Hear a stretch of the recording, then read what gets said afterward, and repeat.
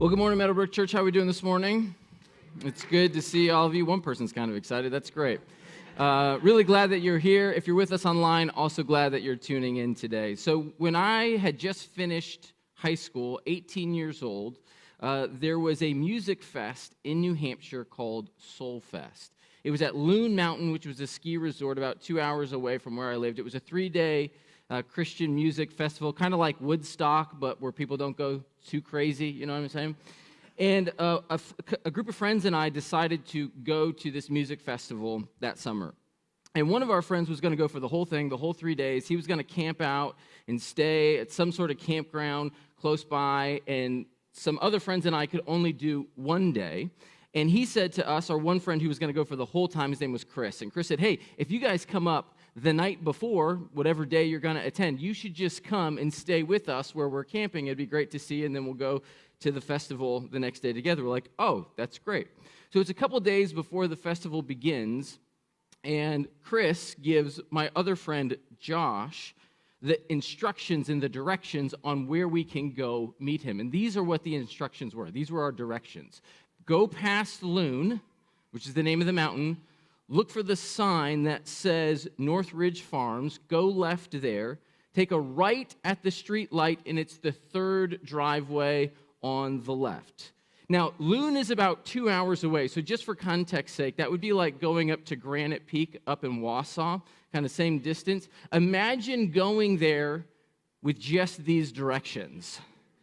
So we drive, it's the night we're supposed to go, we get off work at 6:30, we drive, we get to Loon about 8:30, and only then did we start asking questions about our directions. Like, how far past Loon do you actually drive? If we're camping, what's the name of the campground? Are we even staying at a campground? Because this is the third driveway on the left. Are we staying in somebody's backyard, or are we staying at the farm? Are we actually trying to find our way to Northridge Farm, whatever that is? So we drive past Loon Mountain. We're looking for Northridge Farms. We don't see it. We turn around, we go back the other way. We turn around, we go back the other way. Like, we're driving 20, 30 minutes back and forth up and down this road, and then we think to ourselves, we should stop and ask. Surely somebody in this local community knows where Northridge Farms is, or at least the sign on this road. So we pull into a gas station. We say, hey, we're looking for Northridge Farms. And they say, what? We've never heard of Northridge Farms before. And we're like, seriously? You've never heard of that farm? Like, we have no idea where you're talking about. So we're just like driving up and down, and we're doing this for like 35, 40 minutes. And we're like, we cannot find this sign. What do we do? So we went back to Loon Mountain. We're like, well, we know we're going there tomorrow.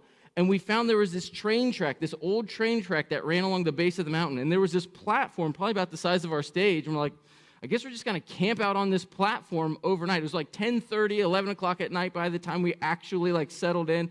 And sure enough, we slept under the stars, never found Northridge Farm, found our friend the next day. I don't even remember what the issue with the directions was, but he was like, oh yeah, maybe it was this instead of that. My bad, you know? And it's crazy to think about, in a day like today, actually navigating, going anywhere with directions like that, right? Because now we have in our pocket our own personal GPS that takes us anywhere. We don't even have to know any place. We don't have to know the landscape of an area. We just plug a location in, and away we go. Like, back in the day, you actually had to know street names. You had to know where things are. You don't have to know any of that because we've been convenienced just by this personal GPS.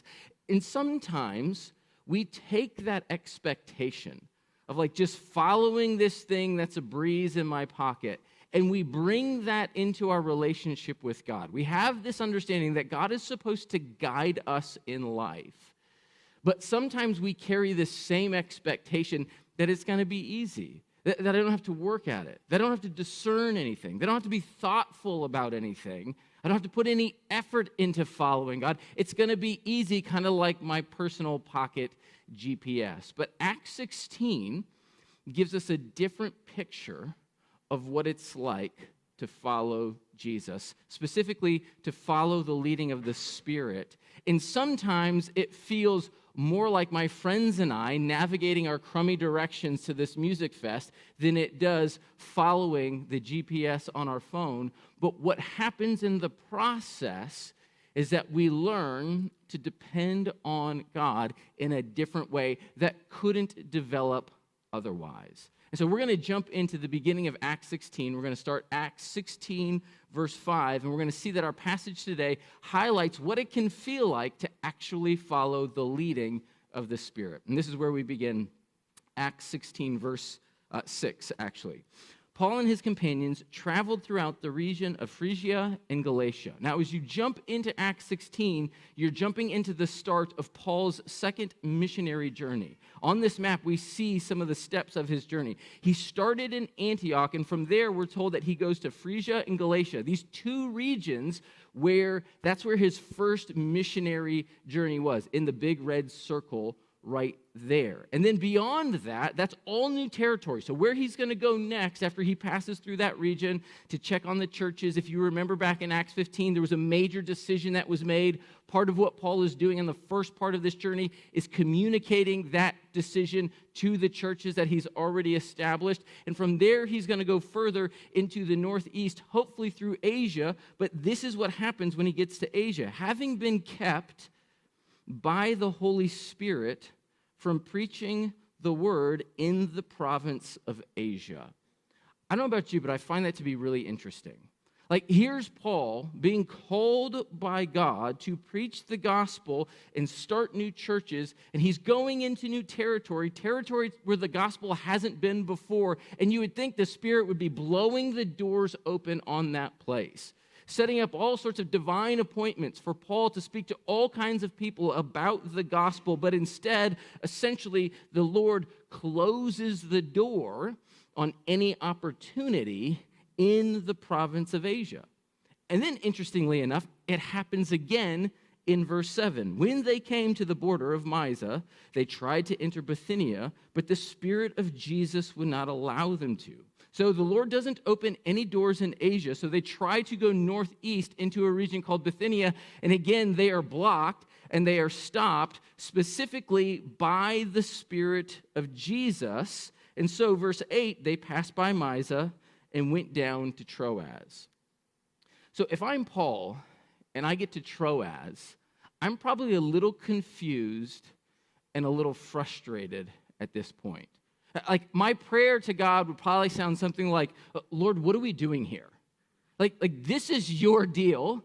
This is your idea. You called me into this. I'm just trying to be faithful. You told me that I was going to be the apostle to the Gentiles. I'm out in Gentile territory trying to preach the gospel. But notice his conclusion is the Spirit of God, the Spirit of Jesus, the Holy Spirit is preventing us from sharing the message. Lord, what are you doing? It's almost as though the Spirit is saying, yeah, I see what you're doing. And I have called you to this, but there's something else I'm doing.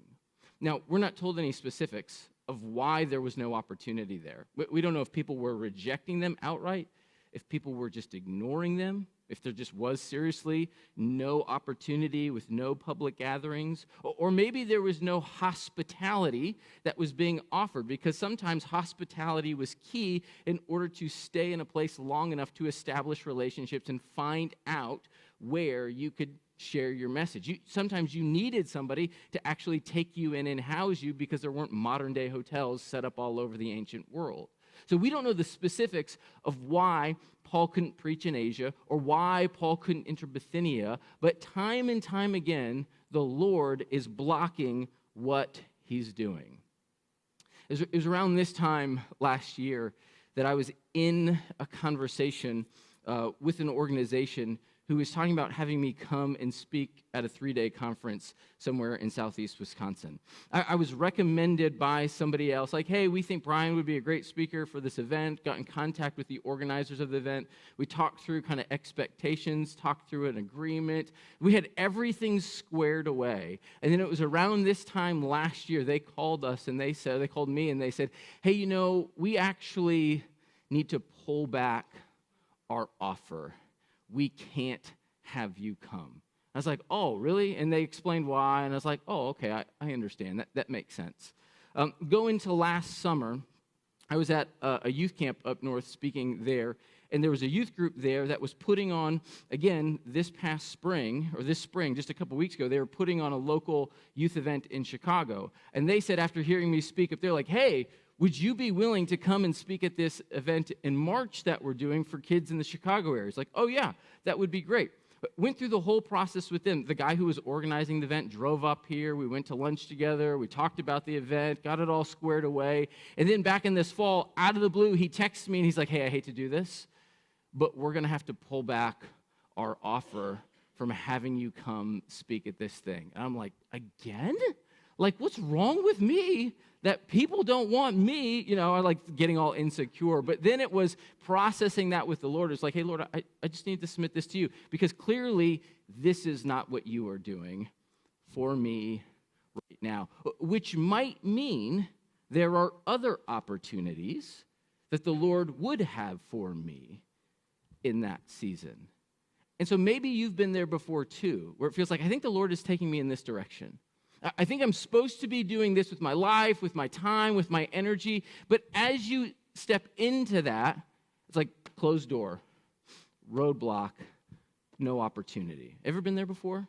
That can send you on a tailspin, and you think to yourself, well, what am I supposed to do with that? It can be really frustrating, too, because you can take it really personal and be like, this must be something against me. But when you have a certain perspective about what it means to follow the Spirit, it could be like, oh, no. It's not about me.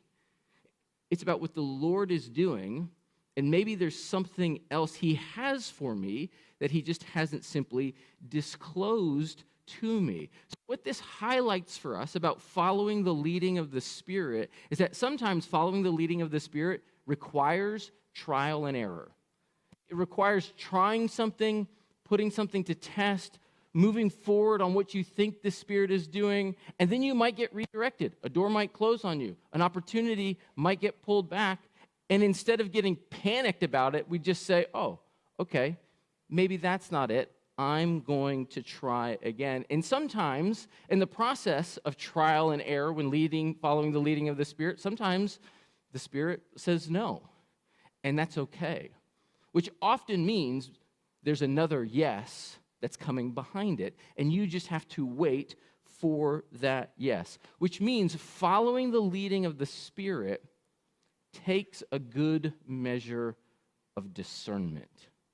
It takes a good measure of asking certain questions, of being slow and patient and listening, and thinking to yourself, okay, Lord, in your time, you will reveal what it is you would have us do. And so until then, I'm going to be patient and wait.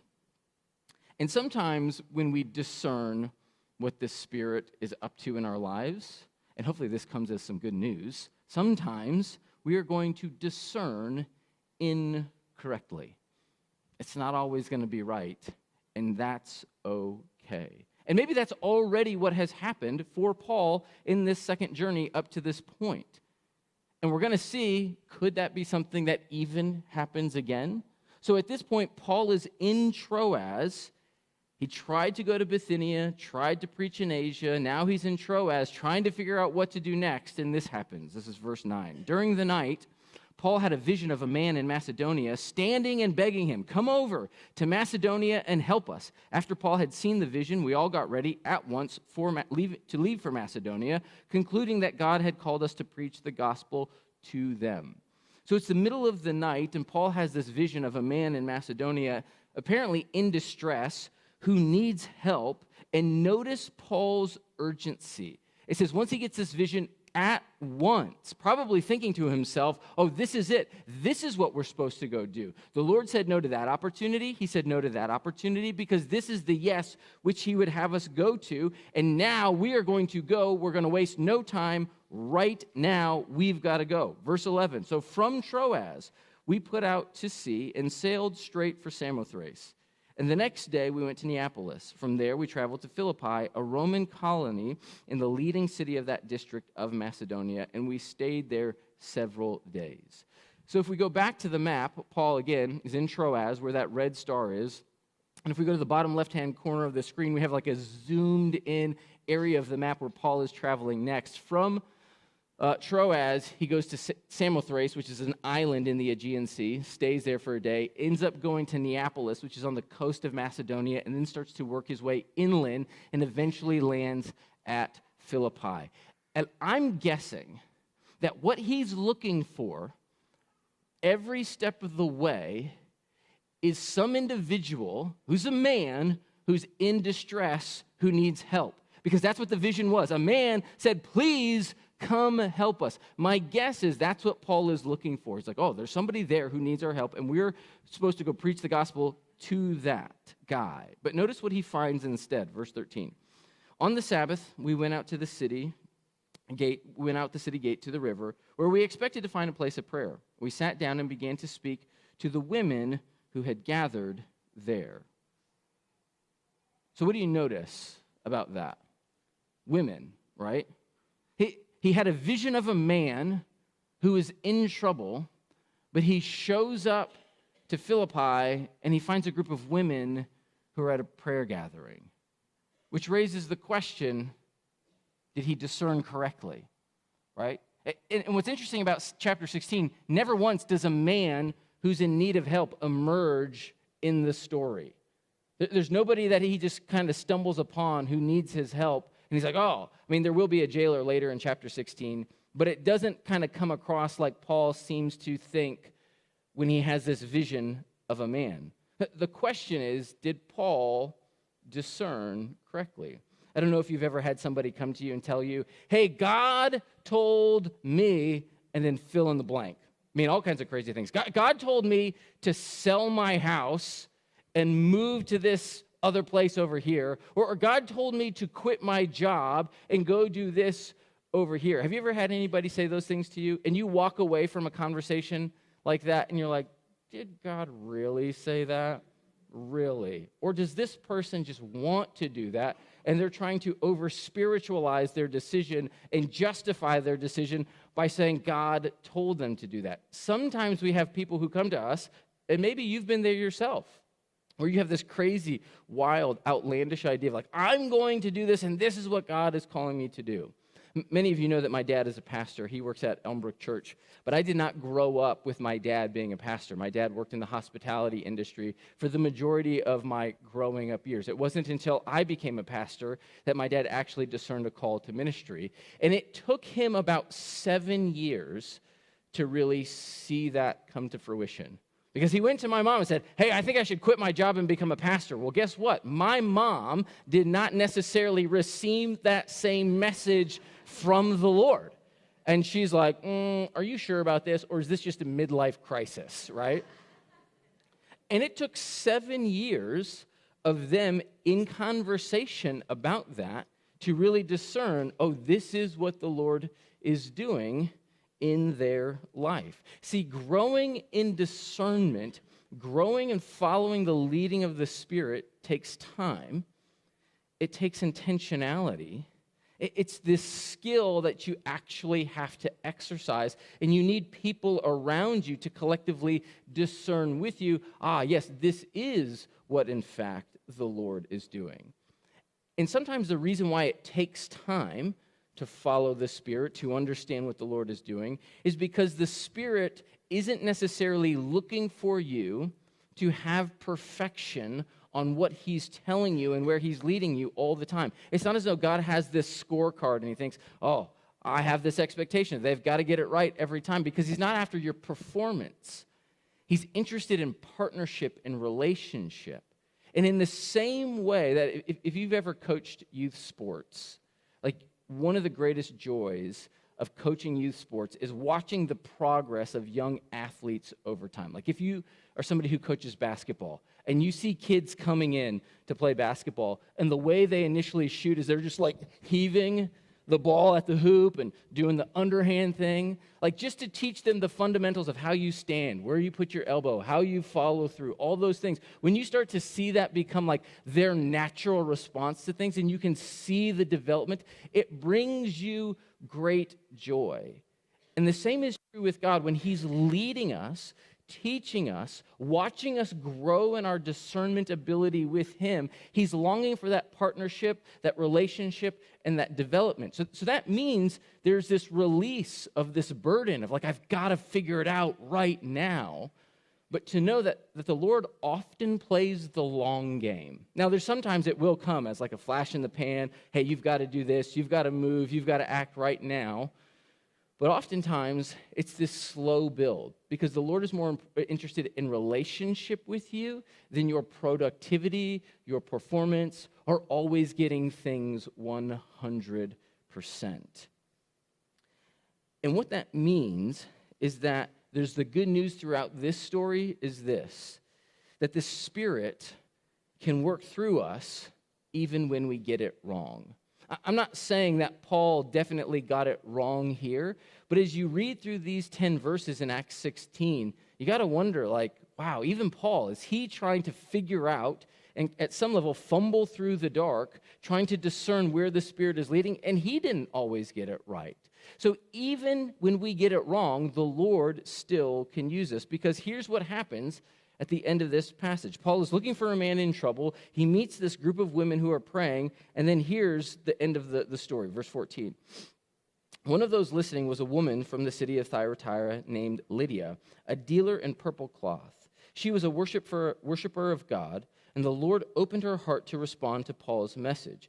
And when she and the members of her household were baptized, she invited us to her home. If you consider me a believer in the Lord, she said, come and stay at my house. And she persuaded us. So in that one conversation, Paul meets this woman named Lydia, who's known to be a wealthy and influential individual. The reason we think this is because she's a dealer in purple cloth. That would have been a luxury item in her day, reserved for royalty and the wealthy. So she probably is a woman of great means, and she has a home where she can invite Paul and all of his companions to stay. So possibly where there was no hospitality in the area of Asia or in Bithynia, they're finding hospitality here in Philippi where they can start to camp out for a little while and actually do some ministry. And she is said to be the third person in Acts who is a worshiper of God or a God-fearer, meaning she's seeking God, but she doesn't know God. And what Paul is able to do is introduce Jesus to her so that she now has full revelation of like, oh, this is the God who I'm seeking. And it's thought that what happens here is she is the first leader of a church that starts in Philippi out of her home, because before chapter 16 is over, before Paul moves on, it will say that he will meet with the church that's gathered in her home before they send out. So Paul has been on this journey trying to figure out, where do I go? What do I do? Where am I supposed to preach? He lands in Philippi, and it's like all the pieces fall together. It's like, this is where I'm supposed to be. Which means one of the takeaways of this passage is that God can use anyone in any situation to advance his mission. God can use anyone. He can use any situation. Even if you're seeking the Lord and you think he's leading you in one direction and you don't quite get it right, he can still use that, and he will. So the call for us is to continually be attentive to who God is and what he's doing and where we sense the Spirit moving. Even if we get it wrong, we can trust that he will guide us every step of the way. I want to invite Billy and Laura Borkenhagen to come on up. They're missionaries that we support. You want to grab that mic right there? They're here to kind of give an update, just to check in. And as Billy and I were talking earlier this week, kind of like thinking through planning how you guys were going to do your update, I said, hey, why don't you guys come at the end of my message, because I think your story actually really falls in line with what's happening in Acts 16. And as we were talking too, we realized that it was literally 5 years ago today, April 12th, that we sent you guys out in 2021 to be missionaries at Fort Wilderness, and it just happened to work out. Somebody was joking like, like you guys had planned that, right? Like, oh yes, we're that organized here at Meadowbrook Church. But why don't you guys, for those of you who've never met you before, just quickly introduce yourself, what you do at Fort, and what the ministry of Fort is all about. Awesome. Well, hello, everyone. It's so good to be here. We catch ourselves saying when we come back to Wauwatosa, we're going home. Mm-hmm. So So good. We have pictures just to give you a little flavor of what we do at camp. Be super quick.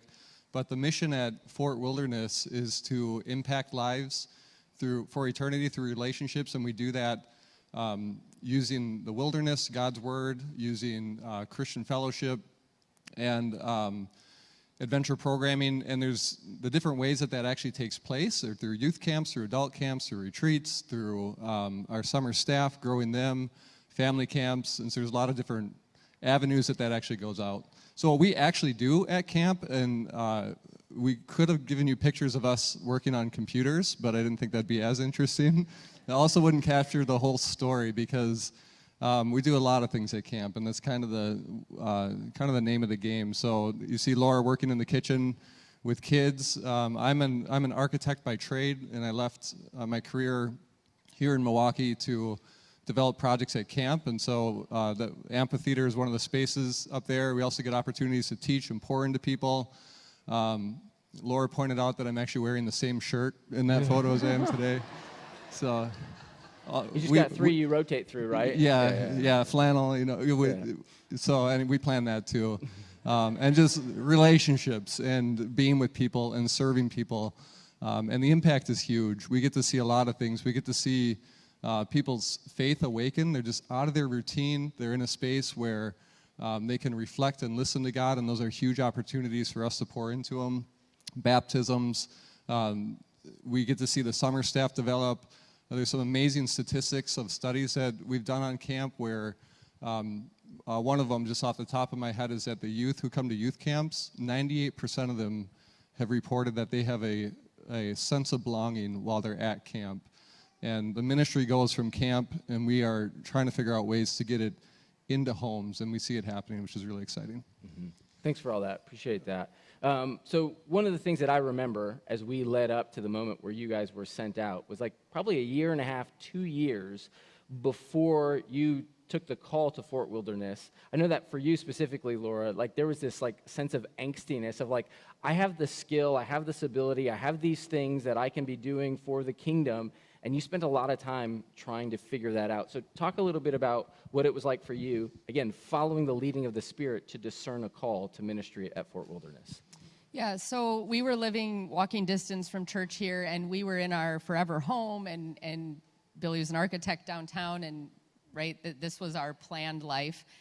And yeah, like Brian said, there's a bunch of things. It could be a half-hour story, but there was a bunch of things happening in our life that it was clear like something was happening, and angst, maybe anxiety, and then this opportunity happened. We were at camp as campers at a winter camp, and I saw a job posting for a marketing role, and I'll tell you, like standing in the dining hall at Fort, like I knew that was my job. I can't really explain it. I discerned it on the spot really fast, and I discerned correctly.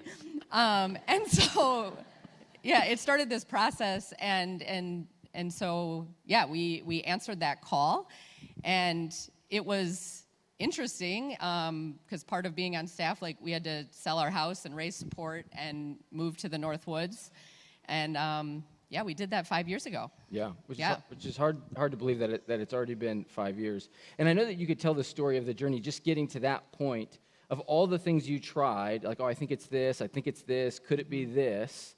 And then, like, it was after a few years, the reason I think you discerned correctly, the reason you discerned on the spot was because you had spent the 2 years prior, like, trying to figure out, like, God, what do you have for me? So after getting there, talk a little bit about how the 5 years has been, because it also, in the last 5 years, hasn't necessarily gone the way that you anticipated. Yeah, so we moved up. We bought a house over Zoom. That was great. And so Billy was working full-time at camp as an architect, and Fort was doing a lot of building projects. And I was part-time in the marketing department, and we got 3 kids, and so I was also schooling them from home, and that's what we thought the plan was. And about 2.5 years ago, we had to make the decision that I wasn't going to work at Fort anymore. The kids, there was lots going on and needed a bit more attention at home. Billy's job was way bigger than we kind of thought it was going to be. Camp schedule is awesome and challenging. And then my dad got diagnosed with pancreatic cancer, and it was just like this needs to change. And so part of being on staff at Fort, like we're a family, we serve there all together, but I stepped back from my role in marketing, and all the thoughts that you were sharing of like, I'm thinking like, I'm good at this. I have degrees. Like I should be in that role. That is what I am good at. I'm better at that than actually being at home. My watch will tell me it's less stressful for me to be at work. But we did it. I stepped back. And so that's been the last 2.5 years I've been home. Yeah. Yeah. But specifically, the reason why you're trying to get out and talk to people today is because there's another change that is happening. So Todd Leiden is the executive director at Fort, and while I was home, every once in a while he'd be like, hey, can we get coffee? I have a question, want your like marketing thought or communication thought on this. So that's normal. Like we'd get coffee, we'd chat. So he called me to do that a few months ago, and I'm thinking nothing of it. We go out for coffee, and he's like, so there's been a retirement that's coming, and, I remember these are the reasons why you stepped back, and my dad has since passed, and it's been a year, and I was able to be there and support my mom, and the kids are doing really good, and he's like, so would you want to come back? And I was like, oh. And it was unexpected. Not when you step back from a role, you don't know, will it happen again? So long story short, I'm back in the marketing department. Yeah, it's great. Which It's I know great. for you guys, part of the reason why you're here is to communicate to people who to currently support you, also to build more partnerships for you guys. And so one of the things that they'll be doing after service is just out in the lobby talking to people about the ministry of Fort, what they do, and like how you can partner with them, how you can pray for them. So anything specific to be praying for you guys as we step back into the summer that's going to come real fast? Yeah. I think we have 3 things. So like one is we do need to raise support because I'm going back to work at Fort. So we have information about that. We love camp ministry. We obviously believe in it. We left this beautiful place to be there, and we really believe in partnering with the church. And so Billy was kind of talking about the impact. Like youth camps are like your kids are hearing at home, but they need the independence to make a decision without you. So send them to camp.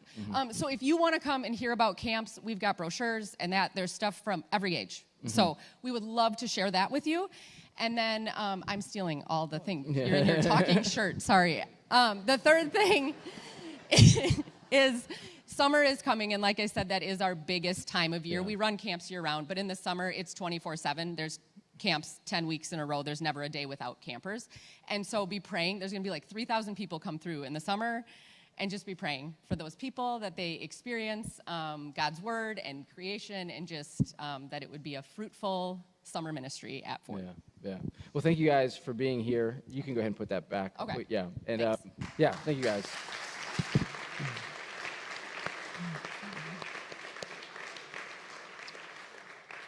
So what my hope was in hearing their story is to be able to connect some of the dots to like a real life situation in a way that the Spirit leads, in a way that the Spirit guides, to know that, there are those moments where like, oh, this is what I'm exactly supposed to do. But it comes on the heels of sometimes years of trying to figure that out.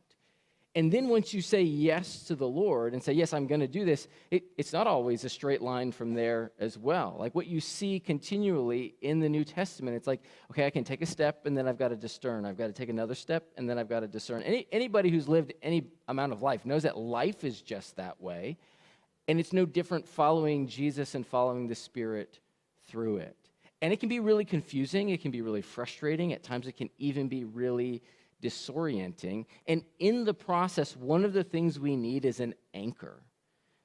As we discern, as we question, as we wonder, and maybe you're here this morning and you're thinking about some changes in life, or you're trying to figure out what's next, or you're unsure of what's on the horizon, or you just have some angst about you. Maybe something is coming, and maybe you're going to have to wait a little while. The question is, how do you wait? What is the anchor that you have in that moment? And what we would say is that it's the message of Jesus. It's the message of the gospel. It's who Christ is and being the Lord over all creation, being the King over all things. And what we celebrated last week was his resurrection, and it's his resurrection that reminds us that in everything, he is the one who is holding all things together. And it's his death on the cross that communicates his love and his care and his pursuit of us. So even in a place of confusion, unsettledness, uncertainty, we have this hope that the book of Hebrews says that's an anchor for our souls, that the death and resurrection of Jesus holds us steadfast and reminds us that in the midst of what seems like uncertainty, everything is going to be okay. And that God can use you in any situation to advance his mission. Right? That's the context of this passage, is advancing the kingdom, advancing the gospel forward. And so the question for you is, how has God called you to that, even with what's right in front of you today? It doesn't have to be a career. It doesn't have to be a vocation. It can be one person in your life today who maybe you can share and show the love of Jesus to. And so we're going to come before the table this morning as a way to remind us of what God is doing in our midst, that he's calling us to pour ourselves out in the same way that he poured himself out to be a savior for the world. Not that we are saviors of the world, but we extend his mission. We become ambassadors to the world with the Spirit in us.